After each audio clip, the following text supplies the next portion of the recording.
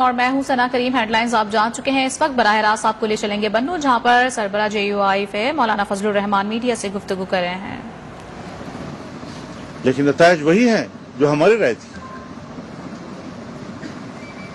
جو ہم نے کہا تھا اس کے مطابق نتائج سامنے آ رہے ہیں کہ نتیجہ صفر۔ وفود جاتے ہیں قبائلی علاقوں میں، ایک مسجد بنائی ہوئی ہے، اس کو رنگ روغن کیا ہوا ہے، دیکھو ہم مسجدیں تعمیر کر رہے ہیں، 100 سے زائد مسجدیں شہید کر کے، 100 سے زائد مدارس کو شہید کر کے ایک مدرسے کا ایک ماڈل بنا کر پیش کرتے ہیں کہ جی ہم نے یہ کچھ کر دیا۔ اب ہمیں کیا دے رہے ہیں؟ آج بھی ہمارے دینی مدارس پر قبضہ ہے ریاستی اداروں کا، سول اداروں کو کیوں قبضے میں لیا ہوا ہے؟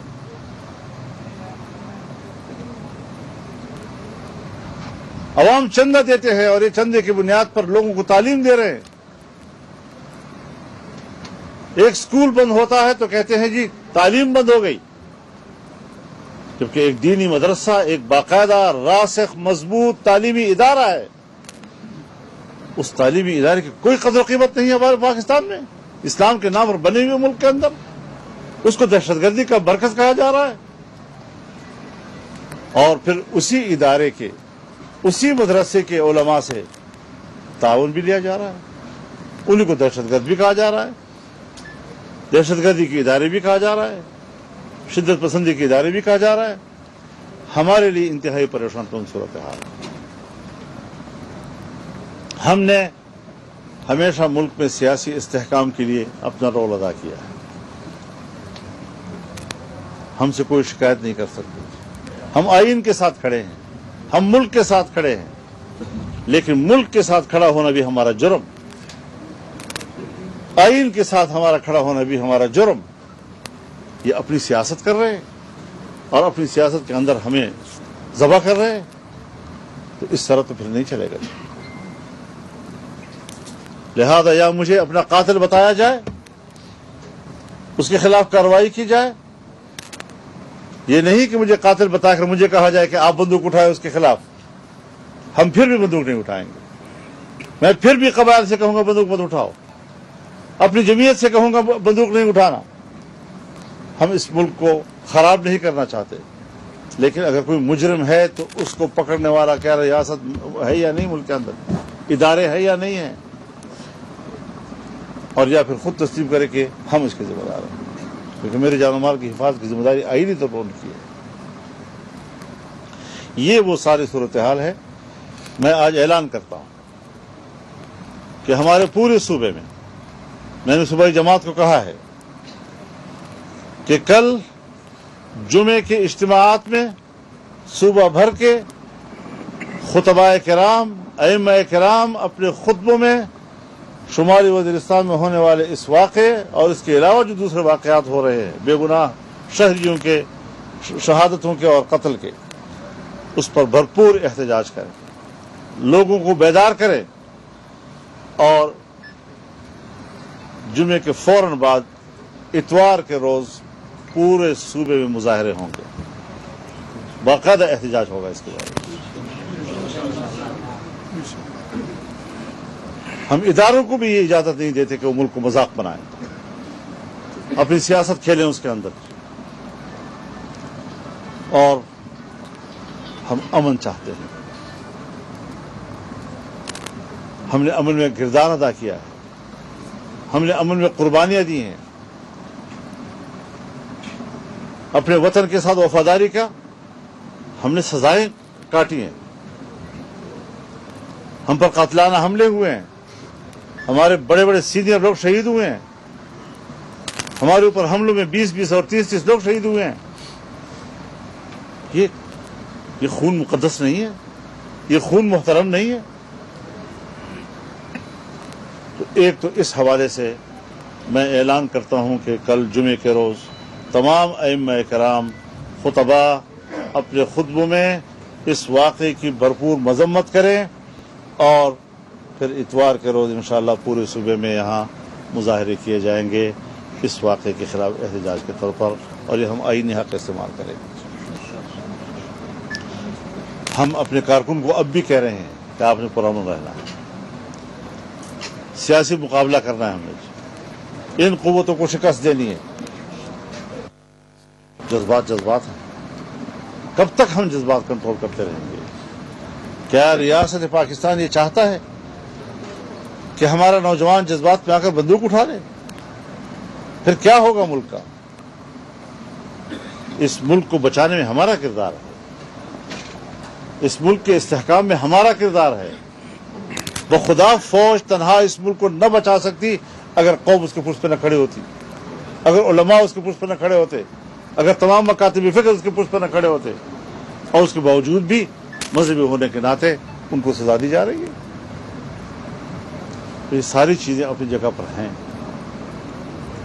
کون عدم استحکام پیدا کر رہا ہے وہ ہم سب جانتے ہیں، لیکن ہم ملک میں افراتفری نہیں چاہتے باہر۔ آج ہمارے ملک میں کیا ہو رہا ہے؟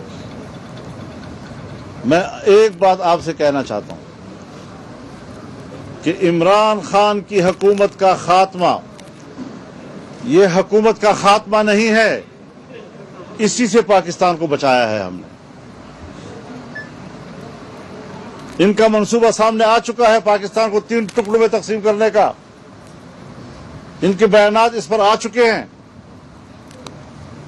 عجیب صورتحال ہے کہ ہم تو حیران ہیں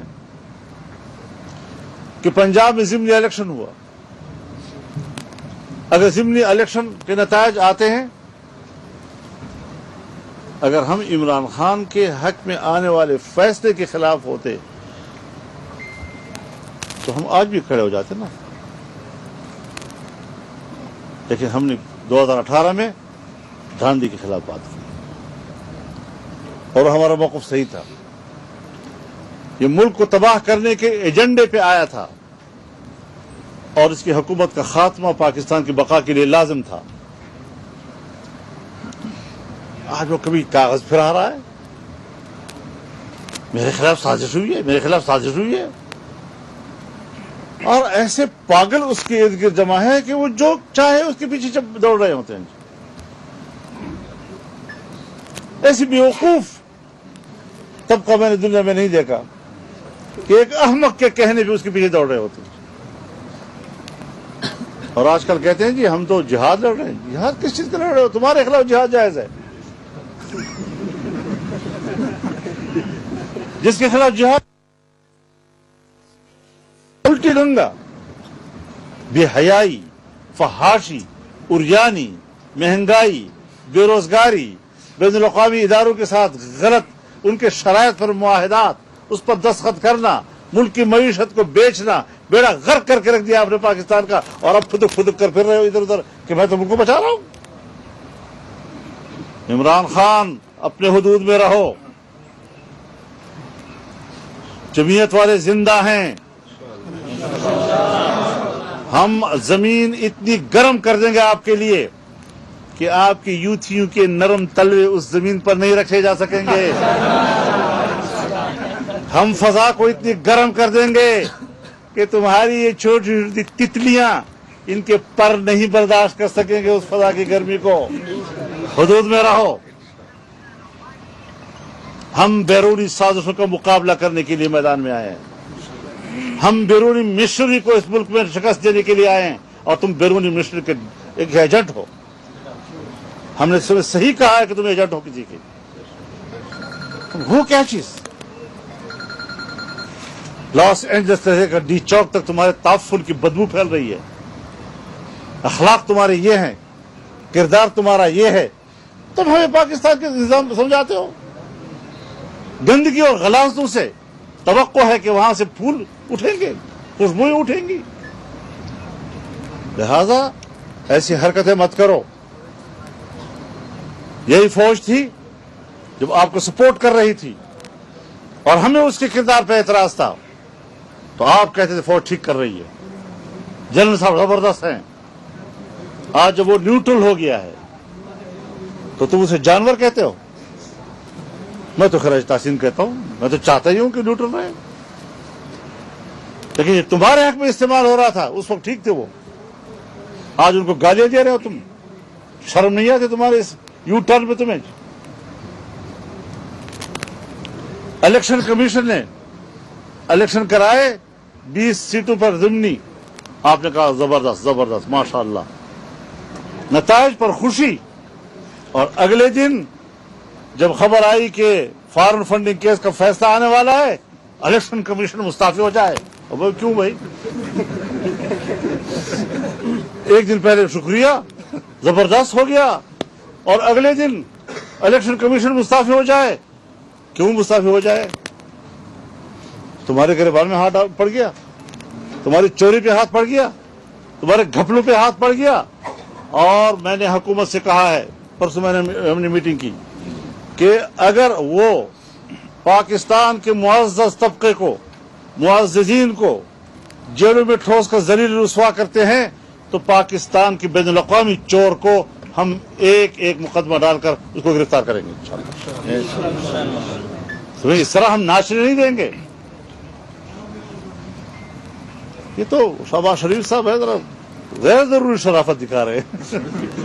غیر ضروری شرافت. بابا حکیم ثناء اللہ کا ملاؤ،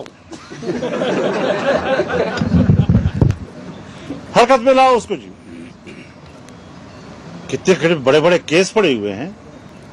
بلین ٹری، 1 ارب درخت میں نے لگائے ہیں. کدھر ہے درخت؟ بی آر ٹی کا کیا حال دیکھا؟ کس سے پیسے کھائے؟ مولانا جبے والا کیس کدھر گیا؟ اتنے بڑے بڑے تم نے کیا کہتے گوہ نگلے ہیں کہ اب اس کا حساب کتاب ہوگا آپ کے ساتھ. لیکن میں یہ ضرور کہوں گا کہ فارن فنڈنگ کیس ہے کیوں مؤخر کیا جا رہا ہے.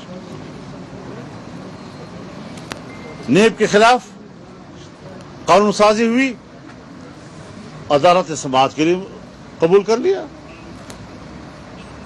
ہم عدالت کا احترام کرتے ہیں، عدالت کو عدل و انصاف کرنے کا پورا اختیار حاصل ہے. لیکن عدالت کو اتنا تو ضرور کہوں گا نا کہ قانون سازی پارلیمنٹ کا حق ہے.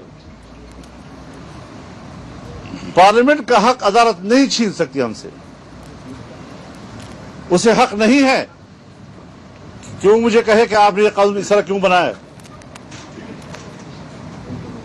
میں سوچتا ہوں کہ نیب کا تو ادارہ ہی نہیں ہونا چاہیے تھا. نیب کے ادارے کے سابقہ قوانین کے تحت پاکستان کا ہر شہری پیدائشی مجرم ہے. جب چاہے اس کو گرفتار کر لو، جب چاہے آپس میں الزام لگا دیں، پھر ثابت بھی وہ کرے کہ میں بے گناہ ہوں، ورنہ آپ بنیادی طور پر مجرم. یہ قوانین، اس کو ہم تسلیم کریں، اس کو ہمیں تبدیل کرنا ہے. اور قانون بنانے کا حق پارلیمنٹ کو حاصل ہے، یہ عدالت کا کام نہیں. لیکن یہاں پر حوصلہ افزائی کی جا رہی ہے. کس چیز کی حوصلہ افزائی؟ بات وہی ہے جس طرح عدالت نے کہا کہ جو رولنگ تھی اسمبلی کے اندر وہ آئین شکنی تھی. ڈپٹی اسپیکر نے بھی آئین شکنی کی ہے اور صدر مملکت نے بھی آئین شکنی کی ہے.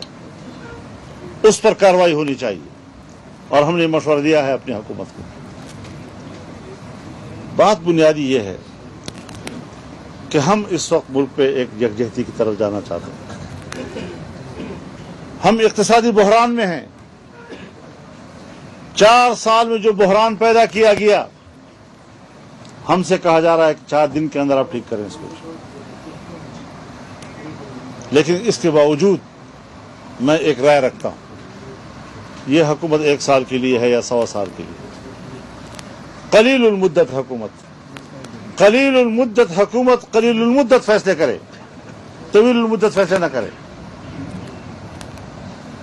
ہم قیمتوں کو بڑھانے کے، میں نے اختلاف کیا تھا، میں نے رائے دی تھی کہ آپ اختلاف یہ پبلک میں برا تاثر جائے گا، کس کو آپ سمجھائیں گے. لیکن بہرحال جب سب ایک رائے رکھتے ہیں تو پھر ہم نے بھی کہا چلو ٹھیک ہے، آپ کی ایک رائے ہے، ہم نے رائے دے دی، پورا ریکارڈ پہ ہے، ہمیشہ ریکارڈ پر رہے گی. IMF کے شرائط پر معاہدات، اس کے لیے ہمیں رکاوٹیں ڈالنی چاہیے تھی، اس بحران کا ہمیں مقابلہ کرنا چاہیے تھا، لیکن سب دوسرے نے کہا جی دنیا کے ساتھ چلنا ہے، اور دنیا کے ساتھ چلنا ہے تو پھر اس طرح چلو۔ مشکلات ہیں، اس میں کوئی شک نہیں، لیکن جمعیت علماء اسلام نے اپنی رائے پوری دیانتداری کے ساتھ دی، اور ہم اپنی رائے دیانتدارانہ طور پر دیتے رہیں گے۔ ہم نے الیکشن 2018 کے بعد جو رائے دی ہے، اگر اس سے اتفاق نہیں ہوا تو جس طرح شرعی اصول بھی یہی ہے کہ جب سب دوست ایک رائے پہ آ جائیں، آپ نے حق ادا کر دیا، باقی اس کے بعد یہاں تو عجیب بات ہے نا، جب صحافی حضرات جو ہیں ایک دم مجھے کہیں گے پھر آپ مستعفی کیوں نہیں ہوتی، یہی آپ کا آخری سوال ہوتا ہے۔ بابا آپ بھی گھر میں کوئی خاندان رکھتے ہیں یا نہیں رکھتے؟ خاندان کا گھر میں جرگہ ہوتا ہے یا نہیں ہوتا؟ تو پھر آپ کی ایک رائے آ گئی اور خاندان نے نہیں مانی تو پھر آپ کو یہی کہا جائے گھر چھوڑ دو، پھر گھر میں بیٹھے کیوں ہو؟ ملک کو چلانا ہے اور مشاورت کے ساتھ چلانا ہے، لیکن اپنی رائے ہم ضرور دیتے رہیں گے۔ لہذا ان حالات میں ملک کو بچانا ہے۔ الیکشن کمیشن تب تک ٹھیک ہے، لیکن آج غلط ہو گیا۔ نیب کے ذریعے سے آپ لوگوں کو روزانہ گرفتار کر کے ذلیل کرتے رہے، لوگوں پر کیس کرتے رہے، تم نے جھوٹے کیس کیے ہیں لوگوں کے اوپر، تم نے سیاستدانوں کو ذلیل کیا ہے۔ اپنی چوریوں پر کیوں روزانہ عدالت میں جاتے ہو کہ اس کو نہ سنا جائے؟ جب تمہارے خلاف کیس جاتا ہے تو آپ روزانہ درخواست دے رہے ہیں۔